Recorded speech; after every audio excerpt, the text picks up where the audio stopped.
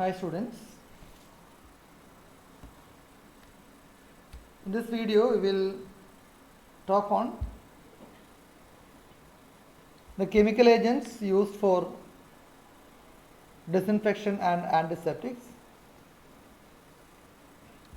The next chemical used for sterilization or disinfection or antisepsis is halogen or halogens. Two halogens are used as disinfectant or antiseptics.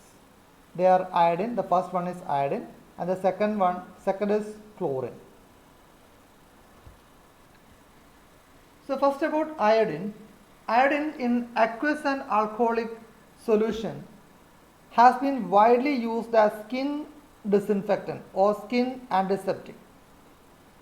We are using iodine for or as skin antiseptic for cleaning wounds and all. We are using this iodine especially for cleaning wounds and all or protecting wounds from infection. It is actively bactericidal with moderate action on spores. Okay, it is very effective against the vegetative cells of bacteria, that is gram positive and gram negative, wide range of bacteria, and they are having or it is having moderate action on spores. The second is chlorine. Chlorine, we know it is widely used for or as a disinfectant for cleaning water supplies, swimming pools, food and dairy industries. Mainly we use this chlorine for disinfecting our well water. And this chlorine is commonly used as hypochlorite or hypochlorite solution, okay, or as hypochlorite. This chlorine is having wide spectrum of activity. That means it can kill a variety of bacteria and other microorganisms. Here the one compound, organic chloramine, is used as skin antiseptic or antiseptic for dressing wounds.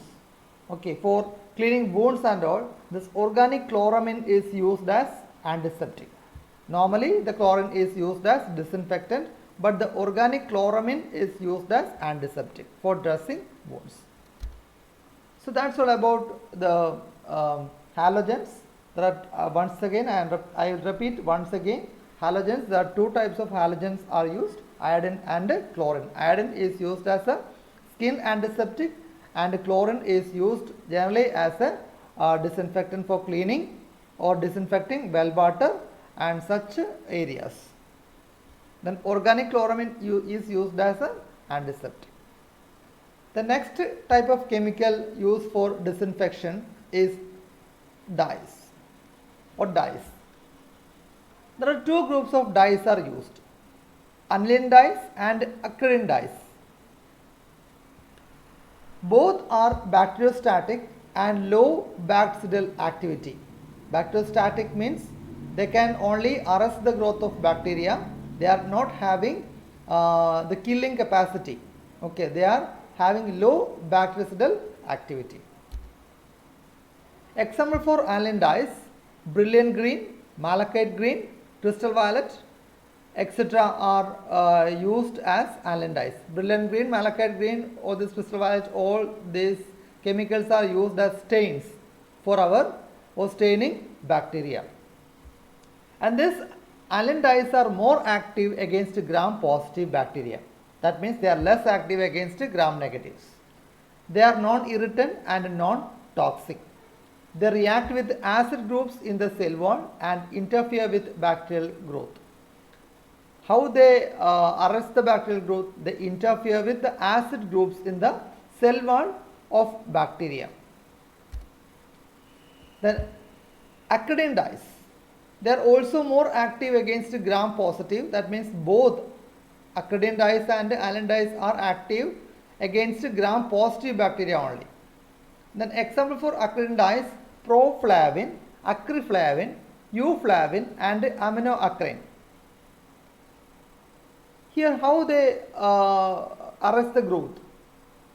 They interfere with the DNA and stop cell division or destroy them.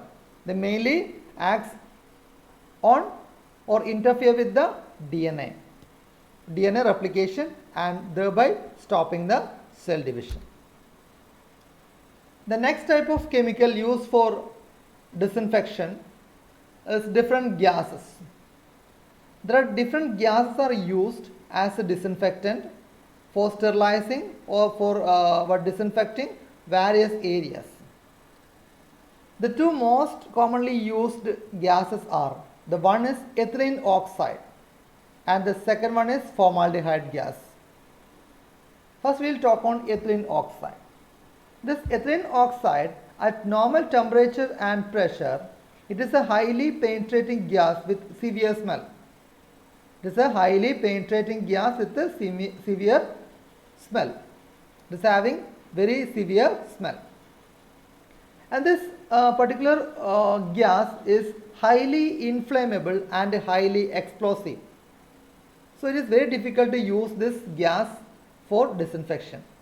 Its action is due to the alkylation of amino, carboxyl, hydroxyl and sulfidyl groups in the proteins. That means they interfere with the proteins by reacting with the alkyl, carboxyl, hydroxyl and sulfidyl groups present in the proteins. Means they simply cause denaturation or deactivate the proteins.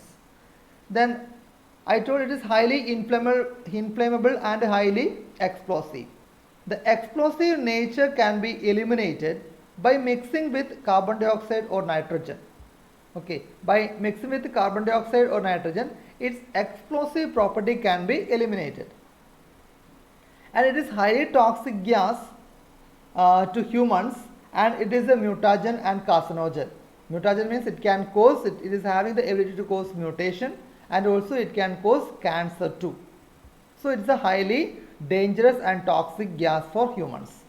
It is mainly used to disinfect dental equipments, lung heart machines, books and clothing.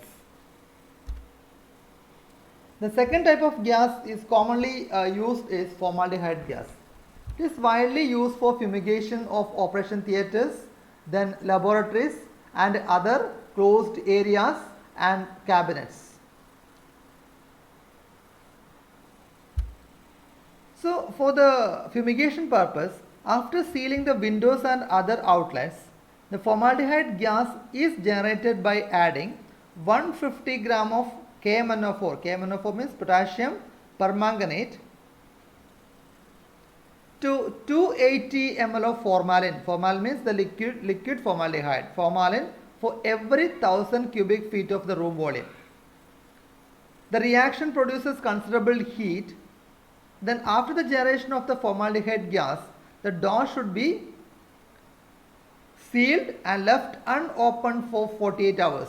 So we have to fumigate the area for 48 hours.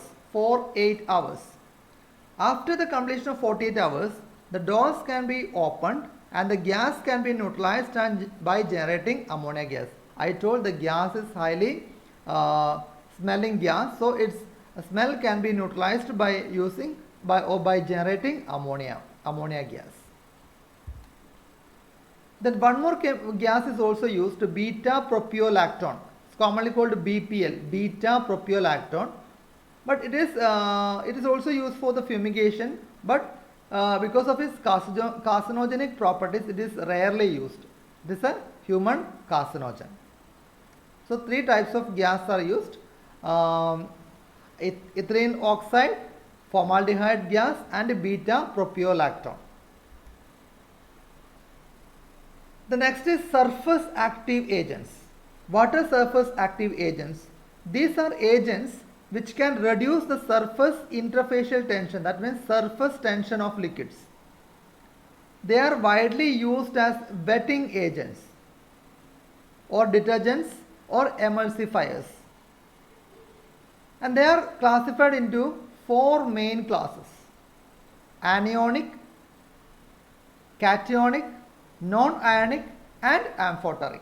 Anionic, cationic, non-ionic and amphoteric. Among these four classes, The most important one is cationic compounds. These cationic compounds interfere with the cell wall permeability, causing the disturbances in the cell wall permeability of the bacterial cell. The cationic compounds in the form of quaternary ammonium compounds, it's called quarts, Q-U-A-T-S, quarts. The cationic compounds in the form of quaternary ammonium compounds, or simply called quarts, is highly bactericidal and active against gram-positive bacteria. Quaternary ammonium compounds are highly bactericidal, that means they can kill the vegetative cells of bacteria and are active against gram-positive bacteria. Example, acetyl trimethyl ammonium bromide, acetyl trimethyl ammonium bromide, benzalkonium chloride. These are the two examples for quaternary ammonium compounds or quarts. Then about anionic compounds. Anionic compounds have moderate action compared to cationic compounds. Anionic compounds have moderate action. Then example for cationic compounds, common soap. We are using in our day-to-day life, we are using soap for bathing purpose. So they are more effective against gram-negative bacilli when the soap is prepared from saturated fatty acids. When the soaps are prepared from saturated fatty acids, they are more active against gram-negative. And if they are prepared from unsaturated fatty acids, they are more active against gram-positive bacteria.